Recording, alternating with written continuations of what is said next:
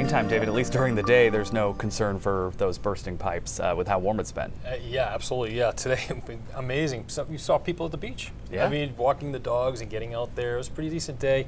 It's a treat, but we also can't forget there's a lot of people that depend on the snow, and we really haven't seen that. So we're always keeping you guys in mind, believe me. I'm a snow lover. I love all the seasons in here in New England. That's why I live here. But, you know, this is just unseasonably warm. And, you know, I don't mind it, but I'd still rather be on my skis in some cold temperatures. Anyway, 57, we shattered the record of 51. Portland, Bangor, you tied your record of 52 degrees. Augusta, we actually beat your old record of 53 up to 55 for your high temperature. But look at the temperatures, 47 in Caribou. Bar Harbor, you hit 56 for a high temperature. Even Freiburg, 56 degrees. Berlin, 50 degrees. And down towards Portsmouth, you were in the upper 50s. So amazing out there in terms of temperatures. Right now, watching those temperatures across the Northeast, and it is pretty mild out there. If you hit down southern New England, we hit some records down there as well. But we have cold air banked over Canada, and a piece of that will be moving in overnight tonight into tomorrow, and especially Friday night into Saturday. We'll talk about that in just a second. But here are the current temperatures right now. Down east, Calais, you're at 50 degrees. Bar Harbor just dropped down to 49 degrees. We do have a cold front that is sliding through the area. That's why we're in the 30s to the north. Caribou at 40, Greenville at 39 degrees. But look at Waterville, you're at 50 degrees. Down towards the mid-coast and southern portions of the state, you're still in the lower to mid 50s. So if you do want to get out there quick and enjoy it, because colder temperatures will be arriving.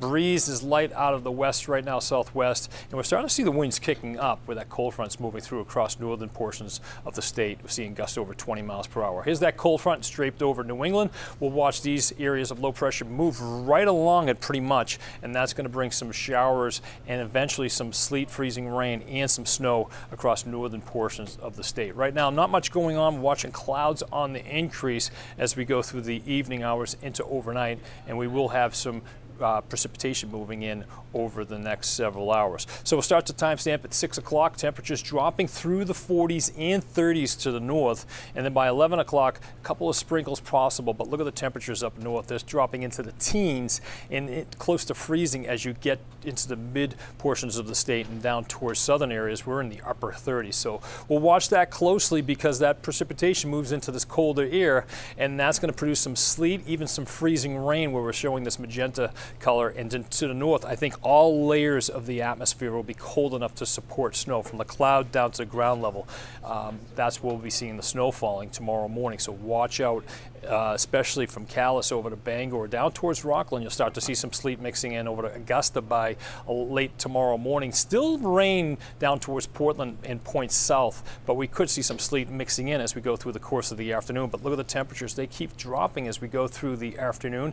2 o'clock, some snow showers and some sleet moving into down east. Still some rain mixed down towards the south. And then by tomorrow night at this time, everything starts to move out, and we're left with a couple of snow showers down east. But it really starts kicking as far as cold temperatures go. Expecting about 6 to 10 inches across the crown of the state, 3 to 6 inches Rangeley over towards Millinocket points east. And as we head over to Freiburg, the White Mountains, the Western Mountains of Maine, into Skowhegan, about 1 to 3 inches. Even down east, it wouldn't surprise me, over Machias and Eastport, maybe grabbing an inch before this all ends. And then mid-coast down towards the south, little, if anything, out of this particular system. But hey, listen, enjoy those evening temperatures tonight towards the south. We are going to be tracking some gusty winds, so around 5, 6 tomorrow night, could see winds gusting out of the north 30, 35 miles per hour, so watch out that. Could have a couple of house shakers, but then that wind diminishes as we go through the course of tomorrow night.